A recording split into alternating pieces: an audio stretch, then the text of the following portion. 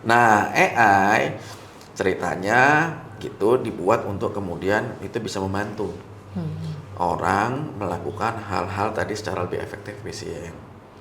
Dengan cara apa? Dengan cara ya udah dibantu mikir manusianya gitu loh. Yang jadi isu ternyata bukan soal teknologinya. Manusianya. Ternyata manusianya, di situ ada bicara literasi, di situ ada bicara etika, di situ ada bicara skill dan segala macam.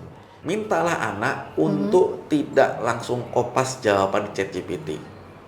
Tetapi dia harus berdialog 2-3 kali percakapan untuk mendapatkan esensi dari suatu pengetahuan.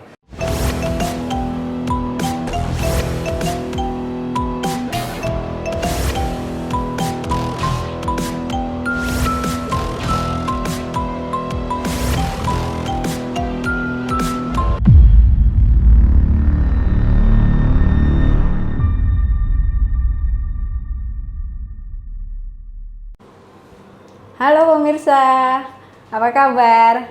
Ketemu lagi di channel Dunia Baru. Kali ini bersama saya, Nenden Fatiastuti sebagai host. Meneropong dunia, membaca dunia, mengubah dunia.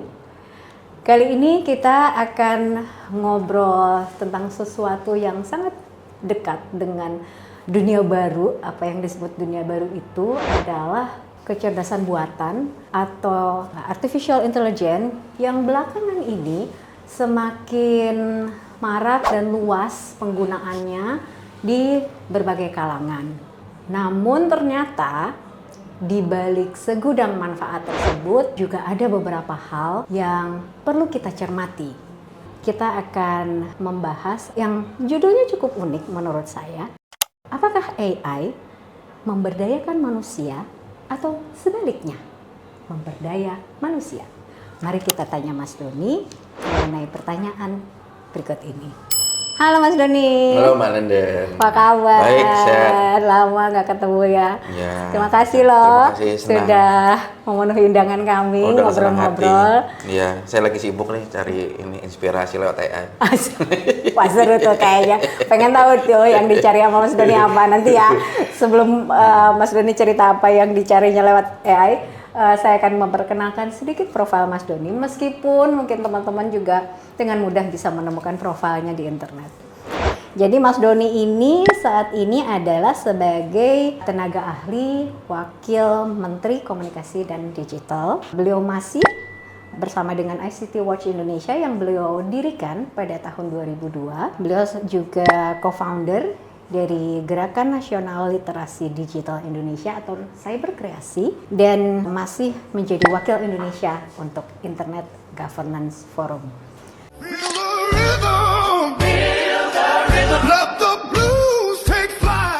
Nah sekarang kita mau ngomongin soal AI Mas Doni. Dengan judul yang tadi sangat kontradiktif itu, apakah AI itu memberdayakan atau ya kita menjadi terperdaya? Menurut Mas Doni gimana? Sebenarnya kalau kita lihat balik lagi, ada orang berpikiran sebenarnya kan begini. Ada kalau secara teori kan namanya teknologi determinism ya. Apapun yang terjadi di muka bumi ini adalah didrive oleh teknologi. Itu yang kemudian orang nggak ada yang pokoknya mengapa kita sekarang ada di titik ini itu semuanya didrive sama teknologi. Tapi ada juga mazhab yang berpikiran bahwa oh nggak gitu, adalah teknologi adalah bagaimana kita menentukannya karena teknologi seharusnya bebas nilai. Jadi teknologi itu tidak untuk mendrive apapun, gitu. Teknologi adalah bagaimana yang menggunakannya di kemudian hari. Nah AI ceritanya gitu dibuat untuk kemudian itu bisa membantu orang melakukan hal-hal tadi secara lebih efektif, efisien. Dengan cara apa? Dengan cara ya udah dibantu mikir manusianya gitu loh. Jadi ketimbang saya mikir kepanjangan yang hasilnya akan sama, lebih baik waktu yang saya mikir sejam dibantu AI mungkin 5 menit, saya punya waktu 55 menit untuk melakukan hal kreatif lainnya. Ide awalnya begitu. Ide awalnya begitu. Jadi kamu bantu ini daripada saya mikir sejam, konsep, ore-ore, udah kamu pikirin, itu ambil alih bagian yang repetitif tadi. Maka begitu saya dapat konsep awalnya, saya perkaya. Jadi ada human in the loop. Ya. Jadi hasil AI itu ada masuk tuh kan, manusia di tengah-tengah itu, proses itu kemudian memperkaya, kemudian membuat lebih kreatif segala macam. Waktu yang tersisa, manusia bisa lebih produktif dong untuk hal lain. Awalnya begitu. Oke. Jadi gini, AI yang tadi buat kemanusiaan, Ya. di ujung sini itu bisa untuk perang. Ya, saya nggak tahu perang dan kemanusiaan itu bertolak belakang atau tidak. Katakan ada yang bilang kalau kita mau damai kita harus siap berperang, tapi saya nggak tahu itu tidak sampai di situ. Tapi AI yang tadi buat kemanusiaan seharusnya produktivitas itu juga bisa dipakai untuk perang. Perangnya termasuk tadi untuk Perang bicara narasi. persenjataan dan segala macam, sampai termasuk untuk perang opini, disinformasi segala macam. Ini yang tadi balik lagi pertanyaannya adalah AI yang akan memberdaya atau memperdayakan. Saya balik lagi tergantung siapa akan menggunakan untuk apa. Jadi saya berhenti dulu di titik situ supaya loncatannya kelihatan kan. Dulu teknologi ternyata nggak bebas nilai juga. Banyak teknologi yang sebenarnya berangkat dari teknologi yang dikembangkan oleh militer lalu kita pakai, teknologi sipil ya. GPS itu salah satu contohnya. Yang Itu- teknologi militer ya. Itu teknologi militer awalnya. Kemudian karena ada kecelakaan pesawat di Amerika, saya lupa pesawat apa. Terus kemudian GPS dipakai untuk publik. Itu dulu ngembangin militer. Microwave itu juga sekarang kita gelombang pakai. microwave, Itu kan ya. dulu pengaman awalnya untuk keperluan militer. Kemudian internet. Iya ya. Internet itu sendiri Sejarahnya ya begitu. itu kan dipakai buat pengembangan militer, menjaga pangkalan-pangkalan nuklir mereka bisa tetap terhubung walaupun telekomunikasi putus. Nah, itu yang membuat kemudian kalau ditanya AI ini sebenarnya positif atau negatif? Jadi jawabannya balik ke siapa yang menggunakan. Oke, nah sekarang mungkin itu tadi Mas Doni udah cerita bagaimana analoginya ada dengan mesin uap, dengan bom nuklir, bagaimana idenya awalnya tuh mulia untuk membantu manusia agar hidup lebih efektif dan efisien, tapi at the end kemudian juga ya ada seperti dua sisi mata uang yang kemudian digunakan oleh orang yang punya pikirannya jahat kan akhirnya menjadi sesuatu yang destruktif. Oke, nah sehingga kemudian Mas Doni penganut mazhab yang kedua ya, bahwa yang maksudnya ini tidak bebas nilai gitu Tidak kan, bebas nilai, ya, saya teknologi ini tidak bebas nilai. Ya, saya percaya Oke. itu. Nah, sekarang mungkin dalam konteks Indonesia dan mungkin apalagi kan Mas Doni kan di sisi regulator ya gitu yang melihat bagaimana mungkin dari POV yang di atas. Ya. Di Indonesia sendiri menurut Mas Doni itu sekarang kondisinya tuh lebih banyak yang mana, yang mudaratnya apa yang manfaatnya gitu kan, dan sejauh mana sih kita nih cukup paham untuk bisa menggunakan itu sebagai manfaat instead of yang sebaliknya gitu. Sekarang kalau saya loncat lagi ke masa kondisi sekarang ini kan baru saja keluar surat SKB itu apa? Surat kesepakatan bersama. Ya. 7 menteri 7 menteri ya? Oke. ya terkait dengan supaya anak-anak TK sampai SMA tidak menggunakan AI yang instan. Oke. Salah satu contohnya adalah ChatGPT. Jadi kami tuh pernah keliling bersama kawan-kawan ICT Award itu ke salah satu dalam acara namanya tuh Hertek gitu ya. Itu pelatihan. Terus salah satu pelatihannya adalah salah satunya ke salah satu pesantren. Saya lupa kota apa gitu. Lalu kami tanya tuh pesertanya tuh santri dan santriwati begitu. Kita tanya ada yang pakai internet nggak di sini, pakai gitu. Kan oh berarti udah boleh masuk dong di internet, apa masuk ke sekolah boleh, bahkan masuk ke kelas boleh bawa gadget ke kelas boleh. Kalau saya tanya untuk apa? Untuk mengerjakan tugas. Saya masih oke, mengerjakan tugas nggak jadi masalah, nggak ada isu gitu bahwa mengerjakan tugas dengan internet, karena kan memang kita harus dorong anak-anak pakai internet kan. Ya. Pakai AI nggak dipakai untuk apa? Untuk mencari jawaban Oke. dari tugas yang diberikan. Jadi saya tanya, pakainya untuk apa? Jadi mereka mengetikkan pertanyaan dan mendapatkan jawaban, dan jawabannya itu mereka submit. Karena ujian atau tugasnya itu mereka online, dikerjakan di kelas atau di sekolah, mereka boleh pakai gadget dan internet, dan mereka menggunakan AI untuk mencari jawaban. Sampai titik situ saya tidak bertanya lagi, karena saya takut Itu membuka kotak Pandora pikiran saya. Jadi saya takut apa yang nanti saya tanyakan, saya sudah tahu jawabannya dan Terbukti, saya akan terkonfirmasi ya. terkonfirmasi. Karena saya sebenarnya mau bertanya begini, tapi saya tidak tanyakan. Pertama, apakah Bapak Ibu guru juga menggunakan internet yang sama dengan anak-anak tersebut dalam artian sama-sama ngopreknya, sama-sama pakai AI-nya? Apakah pada saat diperiksa tugas-tugasnya apakah gurunya tanya ini pakai promnya apa misalnya, kenapa kamu pakai promnya ini dan segala macam, ada critical thinking proses yang saya nggak nanya itu, tapi saya punya asumsi saja dan mudah-mudahan tidak terbukti sehingga saya meninggalkan itu sebagai asumsi sehingga saya tidak sedih. Asumsi saya adalah dan mudah-mudahan salah adalah guru-guru memberikan tugas tapi tidak melatih critical thinking dari si anak. Jadi jawaban yang disubmit itu sebetulnya adalah jawaban instan. AI. Jawaban instan. Apakah itu nggak boleh? Saya bilang harus boleh, nggak jadi masalah. Karena saya selalu bilang ke guru-guru begini, silakan anak-anak diberi tugas dan kalau perlu minta jawab pakai AI. Oke. Iya dong. Di encourage ke sana cuma. Nah, saya bilang begini, tapi nanti pada saat penilaian jangan lihat hasil akhir, tapi tanyakan ke mereka, kenapa jawabannya seperti ini? Kamu pakai promnya apa? Kenapa kamu menggunakan prompt seperti ini? Terus di-challenge. Nah, anak yang suka baca, suka berdiskusi dan segala macam, siapapun gitu, pada saat dia pakai AI, dia akan ngetik promptnya akan beda, dia akan lebih berdialog. Prompt itu cuma alat bantu, misalnya Indonesia merdeka tahun 45. Kapan Indonesia merdeka misalnya? Tahun 45, dia jawab selesai. Tapi coba gurunya gitu ya, atau orang tuanya challenge. Cari jawaban seandainya gitu. Seandainya misalnya waktu itu Bung Karno dan Bung Hatta tidak bersedia ke Rengas Dengklok, menurutmu seperti apa? Si anak itu kan kemudian akan berpikir bagaimana nanyanya ya? Iya kan? Sehingga proses critical thinking itu akan terbangun. AI itu hanya alat bantu. Jadi di titik itulah saya pada saat ke salah satu pesantren itu saya nggak berani nanya.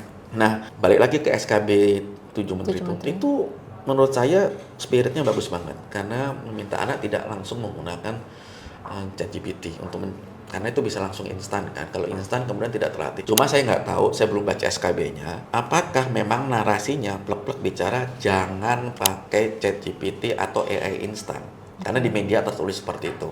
Kalau itu yang terjadi, maka saya bilang seharusnya ada cara lain untuk mengkomunikasikannya. Atau mungkin ada sudut lain yang bisa diangkat adalah dorong anak pakai AI dengan sekaligus bicara critical thinking di situ. Guru harus pakai juga dan segala macam. Tapi kan nanti diskusinya begini. Ya udah deh. Tapi kan misalnya gitu ya, ada yang bicara, aduh guru-guru belum mampu, orang tua belum mampu, guru-guru belum siap, orang tua belum siap. Kalau guru dan orang tua belum siap pakai AI, dan dia belum siap mendampingi anak, tapi anaknya kemudian dibatasi pakai AI, padahal teknologi itu tidak bisa dihambat, apa yang terjadi dong nanti? Saya mikirnya gini, konteksnya tidak agak jauh ya. Anggap ada orang keluarga yang tinggal di pinggir sungai, ya, dia tinggal di pinggir sungai. Setelah kemudian si anaknya akan dilarang oleh orang tuanya. Jangan dekat-dekat sungai, jangan main-main air, nanti kamu tenggelam segala macam. Pilihan pertama, atau pilihan kedua, terus orangnya kan tadi pasang pagar kan, udah ngelarang lalu pasang pagar tinggi-tinggi, anaknya nggak boleh sana. Atau pilihan kedua, si anak diajarin berenang dan diajari cara nangkap ikan dan segala macam, sehingga kalau dia nemu sungai dia menjadi tidak takut, malah dia bisa berenang, bisa survive dan kemudian bisa lebih produktif. Mana yang mau dipilih? Itu kan pilihan ya. Jadi kalau ditanya di Indonesia sebenarnya AI lebih positif apa negatif? Teknologinya memungkinkan untuk melakukan kedua hal tersebut. Yang jadi isu ternyata bukan soal teknologinya, manusianya. Ternyata manusianya. Di situ ada bicara literasi, di situ ada bicara etika, di situ ada bicara skill dan segala macam. Di situ. Jadi positif negatif. Nggak bisa letterlock dijawab hitam dan putih ya. Sangat kontekstual karena ternyata banyak faktor juga yang mempengaruhi. Tapi kalau misalnya kita mau masuk ke era disinformasi hoax, itu lain lagi nanti jawabannya. Oke. Itu ranah yang berbeda yang banyak ya, kayaknya technical involved di situ ya untuk lebih paham bagaimana membedakannya atau. Iya, Tadi saya habis baru posting di medsos saya. Jadi kan saya lagi baca-baca bukunya Habermas gitu. Oh iya.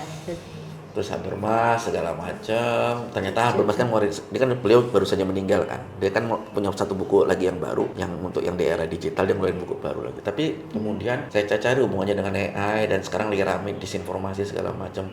Sampai satu titik kok kayaknya saya melihat tuh sekarang ada istilahnya krisis epistemik, adalah krisis di mana semakin sulit kita mencari tahu sesuatu itu fakta atau bukan. Itu sekarang udah kejadian ya. Dan itu sudah kejadian deh. Ya. Jadi kalau saya bacanya begitu, namanya kan ontologi. Ontologi itu apakah manusia masih nggak sih bahwa dia tuh sebenarnya hidup itu real atau enggak? Kalau di film Matrix, iya kan? Itu blurry banget. Kan di Matrix kan orang nggak ngeh, Ya. nggak ngeh bahwa dia ternyata hidup palsu, baru bisa dipaketkan. Itu aspeknya ontologi. Ya.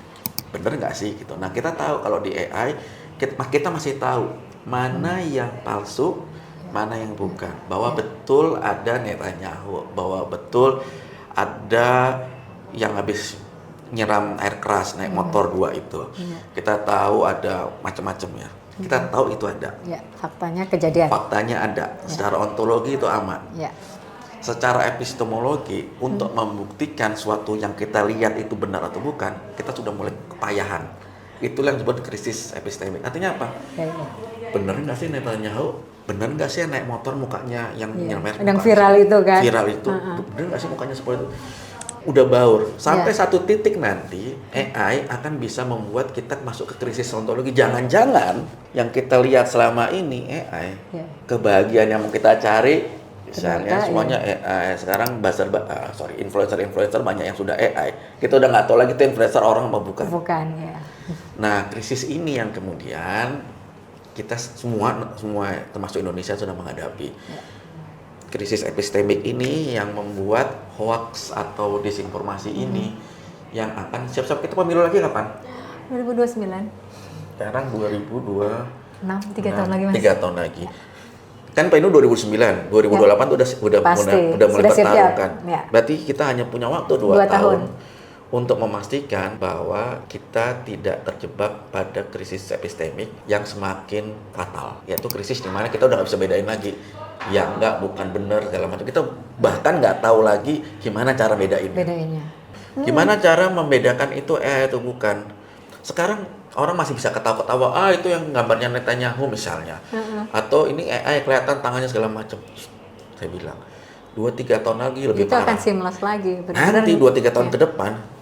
Ya, makin nggak ada bedanya lagi. Iya, itulah krisis terjadi. Kita udah nggak bisa cari tahu lagi ini real atau bukan. Usia untuk membedakan mana yang benar, mana yang bukan di AI. Itu kan dipakai untuk perang juga, perang opini, perang informasi.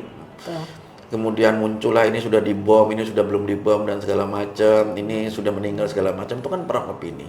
Bisa nggak nanti dipakai buat, let's say, membuat Indonesia menjadi kisruh? Ya bisa aja. Dengan teknologi yang sama. Gara-gara disinformasi ini. Iya.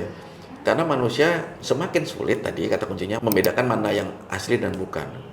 Krisisnya akan berlanjut sampai manusia menjadi tidak peduli lagi mana yang benar mana yang bukan selama dia nyaman di situ. Kayak di film Matrix kan. Akhirnya ya. Gua nggak peduli itu yang ngomong influencer, AI. Kan sekarang kita memang masih sebagian dari kita masih peduli kalau yang ngomong buzzer, kemudian trending topik, kemudian kita anggap itu sebagai satu kebenaran. Itu kan fabricated ya. Tapi kita lama-lama sekarang kan banyak banget influencer yang sebenarnya AI. Nggak apa-apa karena dia jualan baju dan segala macam. Tapi dengan teknologi yang sama. Pada saat titik nanti manusia bukan lagi tidak bisa membedakan, tapi tidak peduli lagi. Nah, itu AI-nya. Ya sebenarnya banyak upaya-upaya yang dilakukan pemerintah, bahkan PBB, dunia-dunia negara-negara banyak yang mengembangkan AI sudah juga mulai berpikir ke arah situ. Bagaimana AI itu adalah for humanity. AI for humanity ini yang kemudian terus didorong. Untuk kita punya kemampuan untuk melihat apakah teknologi itu baik atau tidak baik, bermanfaat atau tidak bermanfaat. Kalau ontologi kan tadi kita melihatnya bahwa benar nggak sih nyata atau enggak. Itu kan. Kalau kemudian epistemologinya kan adalah bagaimana kita mengukur itu, melihat apakah ini nyata atau tidak. tidak. Yang penting ada kesadarannya dulu, baru kemudian kita mau mengukurnya. Setelah kita tahu bahwa ini AI ada atau segala macam, baik apa enggak. Ya. Itu kan ada di level aksiologi. Nah, saya mau tanya sederhana misalnya, menjawab pertanyaan itu. Ini hasilnya apa bukan? Bukan. Tahu dari mana? Saya juga nggak tahu. Kelihatan sih teksturnya. Ya kelihatannya teksturnya ya. Ah. Oke. Ada yang kadang-kadang mirip kan? Iya, Iya banget. kan? Ada yang mirip banget. Ah. Kalau ini kelihatan banget. Ya. Oke. Saya tuh suka sekali ada tanaman hijau di dalam ruangan. Dan begitu kalau saya tahu bahwa dia itu ternyata tanaman hidup, saya lebih senang. Oke. Karena saya merasa Ada oksigen. ada oksigen dan memang secara hukumnya kan begitu, hukum alamnya kan begitu. Jadi nggak cuma mata doang, indera saya yang lain kan bergerak untuk kemudian saya bisa menyentuhnya, ini tanaman hidup, saya bernapas dan segala macam. Jadi keberadaan benda ini memberikan makna, manfaat. Tapi saya akan langsung kemudian drop Ya, ketika tahu ketika bahwa tahu ini, oh ya sudahlah, enak dilihat. Tapi kemudian saya nggak menjadi tidak tertarik untuk melihat ini lebih lanjut. Kenapa dia bisa hidup di sini? Oh dia bisa bertahan hidup, dia disiramin apa enggak dan segala macam. Saya lepas di situ. Nah proses ini yang kemudian bicara namanya kan critical thinking ya. ya. Critical thinking itu adalah Anda harus peduli dengan apa yang dilihat dengan indera atau dikecap dengan Sensus kita lah ya, dengan five sense ya, senses kita ini ya. sentuh segala macam, kita dengar, kita rasa. Kalau nggak ada nilainya sama sekali, mau naruh ini hidup atau mati, plastik atau asli, nggak ada value-nya sama sekali. Begitu kita tidak punya sense terhadap keberadaan sesuatu, ya udah nothing aja gitu. Kita kayak nggak bisa melihat bahwa ya ampun bermanfaat banget. Oke, kalau seandainya lengkap nih, orang tua ngerti AI, guru ngerti AI dan pakai, dan anak dia dianjurkan pakai AI tapi dibimbing, maka kita tidak punya kekhawatiran terhadap itu. Yang balik lagi kan, anak suka pakai AI secara instan. Nah, jangan salahin anaknya dong, tapi orang tuanya juga harus di-develop awareness-nya, gurunya juga. Kata kuncinya adalah anak harus tahu dia punya pilihan. Kalau anak punya pilihan dan kita kasih tahu pilihannya yang mana, dia akan cenderung nanti setelah orang tuanya nggak ada, kan dia akan bisa lebih Wise ngambil keputusan. Oke, bener ya, kuncinya di situ kan. Okay. Nah, kalau anak tidak kemudian tahu dia punya pilihan, atau bahkan dia tidak tahu bahwa dia bisa memilih. Bisa memilih, ya. Punya free will untuk memilih. Ya, gitu kalau kan? dia tidak tahu itu dan dilarang, Ya. pada saat orang tuanya nggak ada atau dia harus masuk ke dunia kerja atau naik dari SD ke SMP SMA segala macam, kebayang dong yang terjadi persaingannya seperti apa. Compare tuh anak-anak lain yang kemudian bisa lebih punya free will tapi dia tahu dia harus memilih yang mana. Sama sebenarnya pada saat bicara critical thinking, yang pertama-tama adalah lu harus tahu dulu deh bahwa lu punya pilihan dan lu berhak memilih. Jadi berpikir kritis tuh nggak mungkin terjadi kalau kita nggak punya pilihan kan. Ya. Apa yang mau Opsinya dikritisin? cuma satu, ya terima cuma aja. satu, nggak apa yang mau dikritisin Iya. gitu loh. Oke. Nah, critical thinking itu seperti itu, dan itu seharusnya masuk di kurikulum nasional. Masuk ke sekolah-sekolah sejak SD, kalau perlu TK, SD, SMP, SMA. Memilih, ada pilihan dan memilih, lalu jelaskan mengapa kamu memilih itu. Kemudian apakah ini bisa kemudian tidak bermanfaat atau dipakai untuk hal yang merugikan? Iya, kalau penggunanya tidak punya critical thinking yang dibangun sejak awal dari TK, SD, SMP, SMA. Itu sih konteksnya. Jadi kalau enggak ya kita pakai cuma buat bikin hoax, pakai cuma buat, boleh nggak sih buat lucu-lucuan? Boleh-boleh aja, nggak jadi masalah. Kan berarti secara nilai kamu sebatas itu, it's okay. Tetapi apakah itu kemudian suatu saat akan merugikan? Bisa jadi juga. Coba memahami bahwa SKB 7 Menteri tersebut adalah mencoba untuk mencegah supaya anak tidak hanya iya aja pakai kata AI. Kalau itu good, saya sepakat situ. Tetapi apakah itu bisa membangun critical thinking? Itu yet another issue yang seharusnya side by side. Oke, anak dibatasi pakai ChatGPT atau instan. Konteksnya adalah mintalah anak untuk tidak langsung kopas jawaban di ChatGPT, tetapi dia harus berdialog 2-3 kali percakapan untuk mendapatkan esensi dari suatu pengetahuan. Kalau anak mau pakai AI, dampingi orang tua, dampingi guru, dan ajak mereka tidak langsung kopas, tidak langsung percaya. Jawaban pertama harus ada dialog dan seterusnya dan seterusnya dan seterusnya. Dan itu sehingga menghindari ketergantungan itu tadi. Yes, critical thinking terbangun, tidak tergantung sama AI, dan AI alat bantu aja, teman aja gitu. Saya memberikan pelatihan, ini acaranya teman-teman Hertech AI. Hertech AI itu teman-teman ICT World punya program itu. Saya memberikan materi webinar ke teman-teman WKRI, Wanita Katolik Republik Indonesia. Pesertanya ada 600-an. Oke. Secara webinar Zoom. Lalu itu dalam tanda kutip ya, kan kita pada umumnya melihat oh ibu-ibu dia nggak pakai teknologi dan segala macam. Bagaimana mendekatkan teknologi termasuk AI kepada ibu-ibu itu? Maka yang pertama-tama saya nggak perlu bercerita bahwa AI adalah ini dan segala macam. Bu-ibu buka gemini.google.com, terserah mau pakai ChatGPT boleh, mau pakai cloud boleh, segala macam. Dah buka. Oke, sekarang kita ketik ya, buatkan resep masakan untuk hari Sabtu ini. Wah, ibu ngetik, langsung muncul. Udah mulai happy tuh. Bu, itu adalah prompt yang sederhana. Mari promptnya kita perkuat. Apa tuh? Buatkan resep masakan untuk 7 hari ke depan. Ibu tambahin, ada nggak yang diabetes? Kalau misalkan ada diabetes. Yang rendah gula, terus sehat, tidak tensi darah tinggi, segala macam. Bu, masukkan situ promptnya. Muncul banyak. Makin senang. Oke, Bu. Sekarang ketik lagi satu prompt. Buatkan visual infografisnya. Dari resep itu tadi? Dari resep itu. Okay. Dari resep. Jadi ada resep, ada menu 7 harian. 7 hari. Langsung keluar tuh. Langsung ibu-ibu happy banget. Oke. Saya bilang, nah Bu, kalau udah bisa tahu manfaat AI, ajak sekarang anak-anak ibu yang SD, SMP, SMA, pakai buka laptop, buka handphone, minta dia untuk bikinkan resep, misalnya untuk ayahnya, resep untuk orang tuanya, untuk kakeknya, segala macam. Jadi mengenalkan sesuatu itu, menurut saya ya, saya juga masih belajar, adalah dengan secara konteks. Ibu tadi, mungkin orang tua lagi beda lagi. Setelah mereka tahu manfaatnya, ajak anak-anaknya untuk terlibat dalam ini. Dalam proses. Jadi nggak rumit sebenarnya untuk bicara critical thinking, membangun dari sisi ketahanan keluarganya dulu. Ngomongin AI ya. Ketahanan keluarganya sudah cukup kuat, maka ya di ketahanan berikutnya, apakah kampungnya, apakah desanya, bahkan negara jadi kuat juga. Basisnya adalah ketahanan keluarga.